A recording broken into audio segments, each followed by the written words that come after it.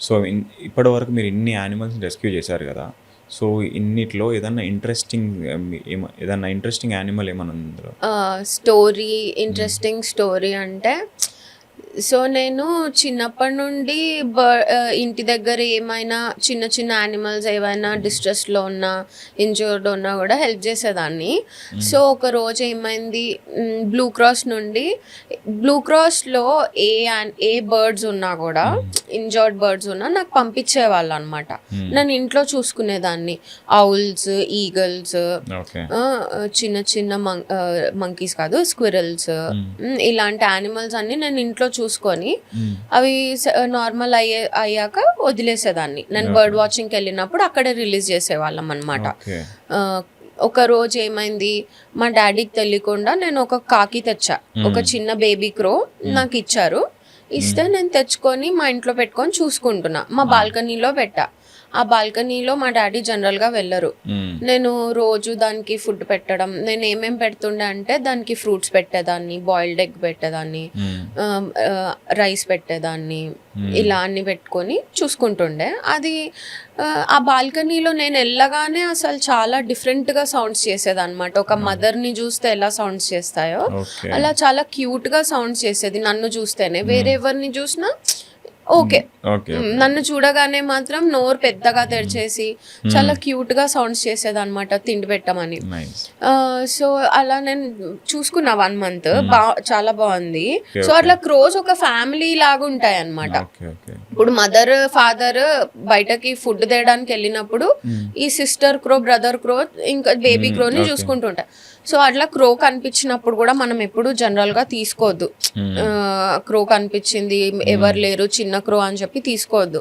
Okay. ఎవరో తీసుకొని నాకు అలా ఇచ్చారు బ్లూ హ్మ్. క్రాస్‌లో. సో, నేను మా ఇంట్లో పెట్టుకున్నా, అంతా అయింది. హ్మ్. ఒక 1 మంత్ అయ్యాక మా డ్యాడీ ఒకరోజు సడెన్‌గా ఎళ్లారనమాట ఆ బాల్కనీలో. హ్మ్. ఎళ్లి చూసి ఇంకా ఫుల్ సీరియస్ అయిపోయారు. క్రో ఏంటి, హ్మ్. క్రో శని దేవుడి వాహనం, ఓకే. అలా పెట్టుకోవద్దు ఇంట్లో అని చాలా సీరియస్ అయ్యారనమాట. ఓకే. సీరియస్ అయ్యి ఇంకా ఇవాళ ఆ క్రో అయిన ఉండాలి, నేనైనా ఉండాలి అని హ్మ్. అన్నారు. ఓకే. సో నేనది నా ఫ్రెండ్‌కి ఇచ్చేయాల్సొచ్చింది. వేరే హ్మ్. వాలంటీర్ ఫ్రెండ్‌కి హ్మ్. ఇచ్చేయాల్సొచ్చింది.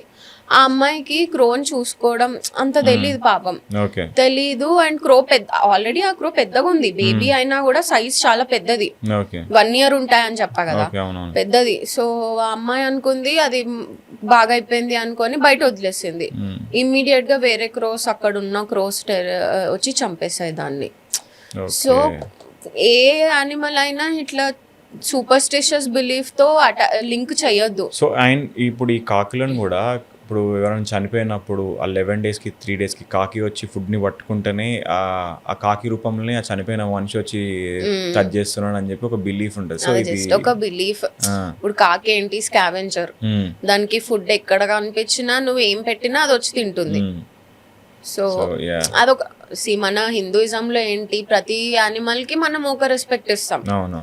అట్లా ఒక కాకి కూడా ఒక రెస్పెక్ట్ అంటూ ఇచ్చారు. బట్ ఆల్సో సూపర్‌స్టిషియస్ బిలీఫ్ హ్మ్. ఏంటంటే కాకి ఇంట్లోకొస్తే 3 మంత్స్ ఉండొద్దు. హ్మ్. సంథింగ్ ఏదో బిలీవ్ చేస్తారు. అవును. అదేంటి, బేసిక్‌గా కాకులు ఇట్లా స్కావెంజింగ్ చేస్తాయి. మీట్ హ్మ్. తింటాయి. హ్మ్. మురిగిపోయిన ఫుడ్ అవన్నీ తింటాయి హ్మ్. కాబట్టి వాళ్ళలో చాలా పారాసైట్స్ ఉంటాయి. ఓకే. సో, ఆ పారాసైట్ మన ఇంట్లోకొచ్చి మనకేమైనా అవుతుందని ఓకే. మన ఆ! యాన్సిస్టర్స్ ఈ రూల్ పెట్టారు.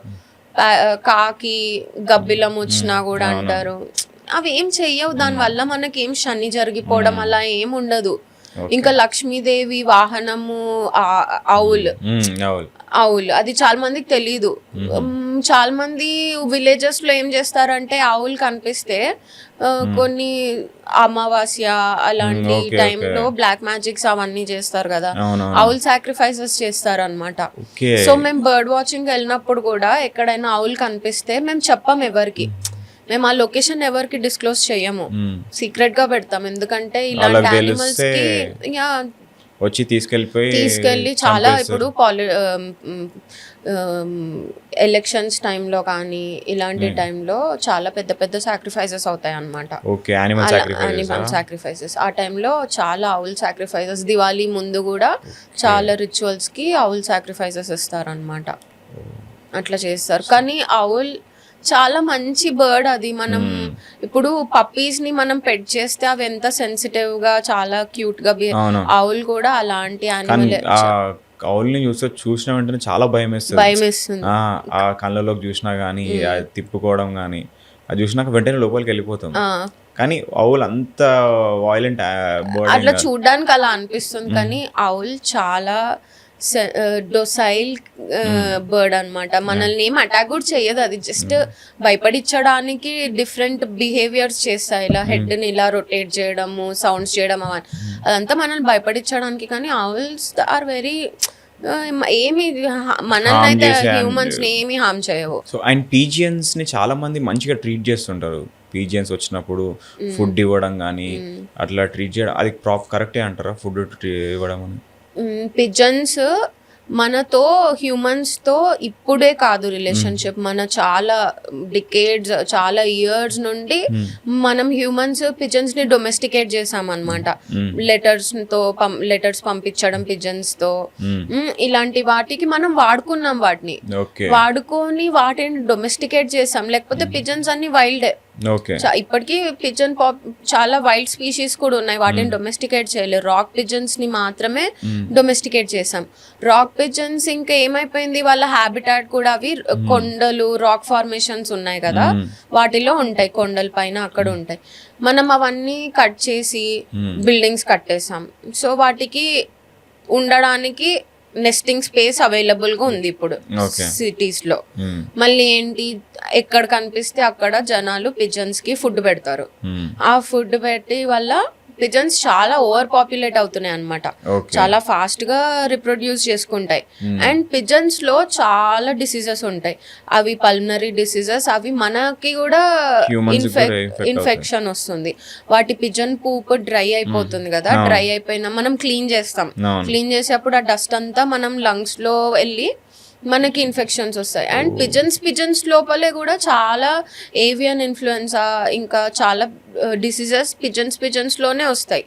అది పిజన్స్ లో కాకుండా వేరే అదర్ బర్డ్స్ కి కూడా స్ప్రెడ్ అవుతుంది అనమాట. ఇప్పుడు మన లోకల్ గా స్పారోస్ ఉండాలి, బుల్బుల్స్ ఉండాలి, క్రోస్ ఉండాలి, బార్బెట్స్ ఉండాలి, ఇలాంటి చాలా బర్డ్స్ ఉండాలి. కానీ పిజన్ పాపులేషన్ ఎక్కువైపోవడం వల్ల వాళ్ళకి స్పేస్ తగ్గిపోతుంది వేరే వాళ్ళ బర్డ్స్ కి, అండ్ ఫుడ్ తగ్గిపోతుంది, ఇన్ఫెక్షన్ కూడా పెరుగుతుంది. సో ఎప్పుడే కానీ నేచర్ లో ఒక స్పీషీస్ డామినెన్స్ ఉండొద్దు. అన్ని బ్యాలెన్స్ ఉంటేనే ఎవ్రీథింగ్ విల్ సస్టైన్.